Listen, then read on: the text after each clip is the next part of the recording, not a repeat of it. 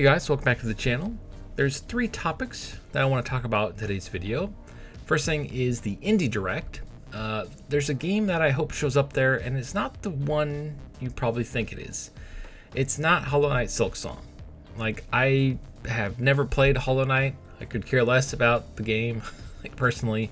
Maybe I'd feel differently if I played it, but I'm not a big fan of Souls-like, and once I hear the word Souls-like, I'm out. Like, after playing the first 3 Dark Souls and a couple other games with Souls-like elements, I'm just not a fan of that style of game, so not for me.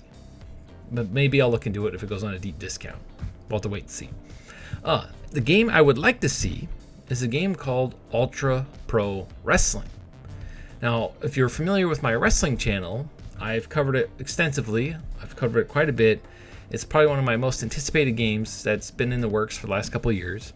About 2 months ago, they teased a gameplay trailer because everybody's been begging for a gameplay trailer with what they've been working on. They've been going through and recreating all the old Aki moves. Now, Aki is a wrestling franchise, or a developer that made wrestling games back on the original N64. They made No Mercy, they've made WrestleMania 2000, they made a bunch of WCW games. They made Ultimate Muscle and the Ultimate Muscle games that were in Japan that never came over into the United States. And they also made, I believe, the first Def Jam game, and they helped with like a couple other wrestling games. I want to say they helped with WrestleMania 18 and 19, but I think Yuke's did that. I don't think they helped with those. I have to go look that up. Off the top of my head, I can't remember.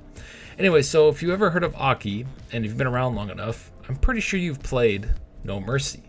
Well, they have meticulously recreated all the wrestling moves in that game, and they're trying to get that Aki feel back, but speed it up and modernize it for today's audience. In other words, they're trying to make it so it doesn't feel so slow. Because if you go back and play those games, they're kind of slow to today's standards, but they really want to capture that Aki feel, literally like one-to-one.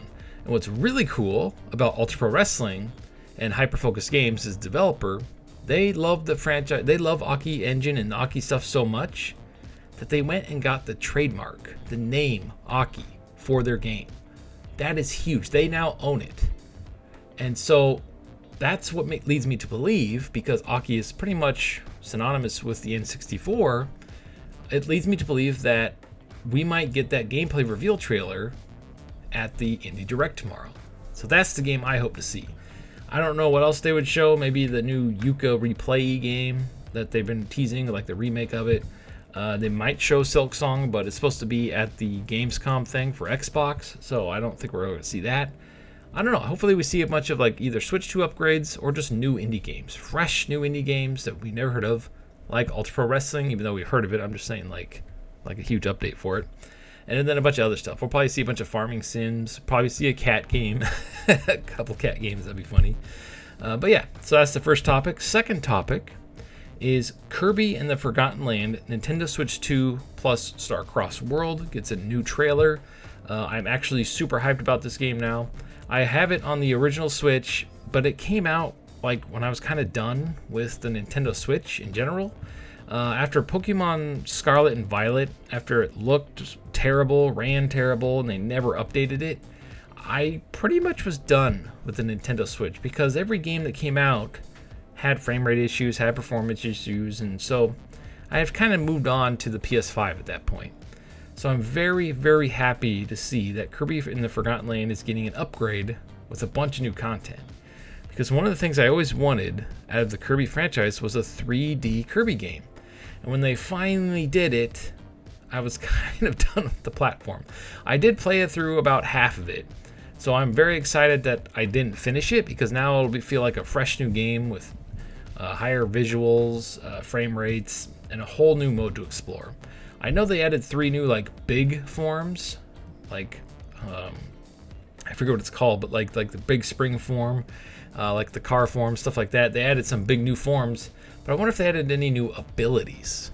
That's what I want to see. Maybe they'll save it like they kind of did with the Donkey Kong Bonanza. I just finished Donkey Kong Bonanza, and it's in my top 10 games list now. That game is phenomenal, especially at their final boss. It kind of reminded me of the old N64 games and the GameCube game generation. So they really it's such a great ending. and the game doesn't end after you beat the game. It keeps going. The story continues. So you can keep playing the game even after you beat it. I love that when the games do that, because I hate it when a game, you beat the game and the only way to keep playing is to go back and load a save before you beat the final boss. Like, I want to see what happens to the world after I've beaten it. I think that's a really cool concept and how they do that. So Donkey Kong Bonanza, if you haven't played it, check it out. If you want to see the ending and be spoiled on the ending, I made a video showing the entire last 2 boss fights and the ending sequence. It's phenomenal. It's amazing. And I can't wait for the next one. What really excites me about that is I want this team to go make a Kirby game. I don't necessarily want them to have the destructible environments. I want them to come up with a cool new gimmick for a 3D Kirby game that's not stuck in like an isometric camera. I want like full range. I want to be able to look anywhere, climb on anything. I want that for Kirby. He never got that. Not on the N64. I mean, it took all the way up until now pretty much to get a 3D Kirby game. I believe I think it came out like, what, 2 years ago? But yeah, 3D Kirby, I want more of it. And I want like much bigger, grander scale. Because 2D Kirby has been done to death. I'm personally done with 2D Kirby, although if they made a new one, I'd probably buy that too, to be honest. All right, and the final topic for this video is Nintendo shuts down the survey for game key cards in like just over a day.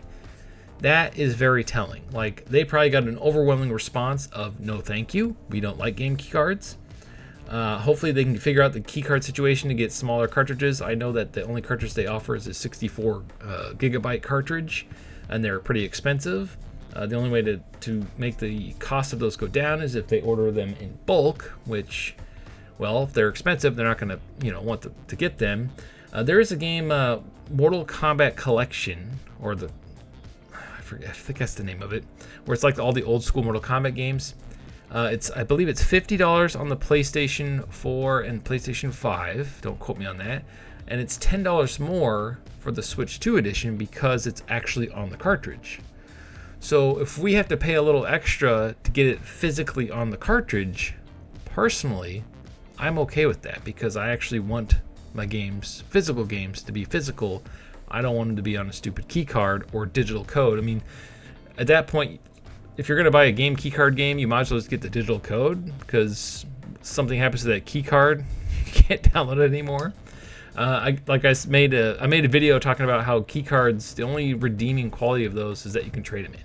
That's it. You can still trade them in. If you trade in games quite frequently, at least you can still do that. You're not stuck with it.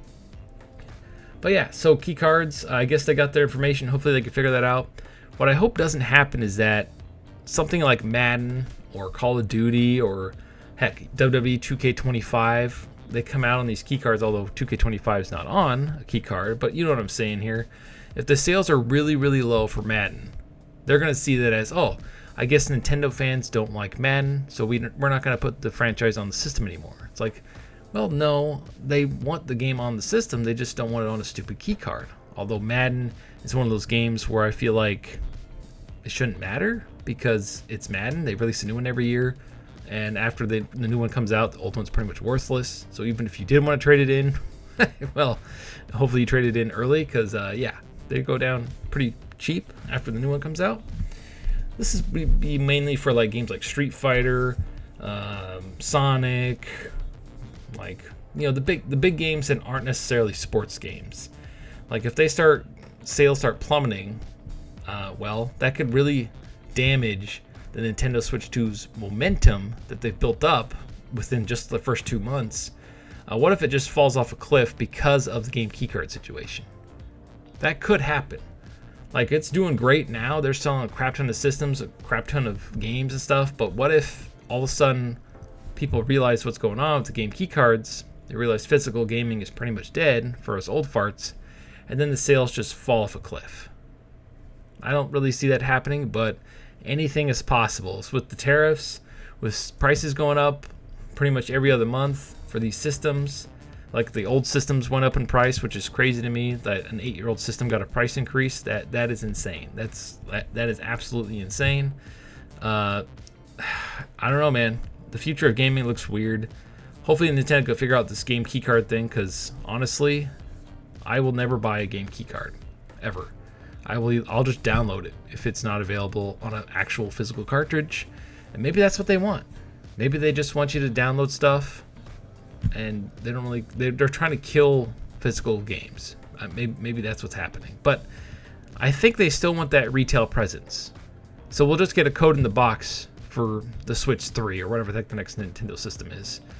Next generation is going to be very interesting, because I don't think the PlayStation 6 is going to have a physical disc drive. I think they'll have to buy it separately if you want to play your old games. I don't think PS6 games are going to be on a disc. I think PS6 games are going to be digital only.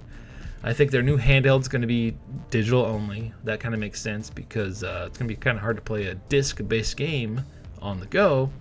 But how is that going to work for your back catalog? Is there going to be some sort of like how they have the Switch 2's ownership? Like they have the whole little keycard thing, the digital keycard thing, where you can send it to, let's say, the handheld for 2 weeks, but it's in the system. I don't know how that's going to work. They're going to have to come up with a system for that. Anyway, sound off the comments below. What do you make of all this? Are you excited for the new Kirby game? Are you excited for the Indie Direct? What games do you hope show up? As always, thank you for watching, and stay frosty.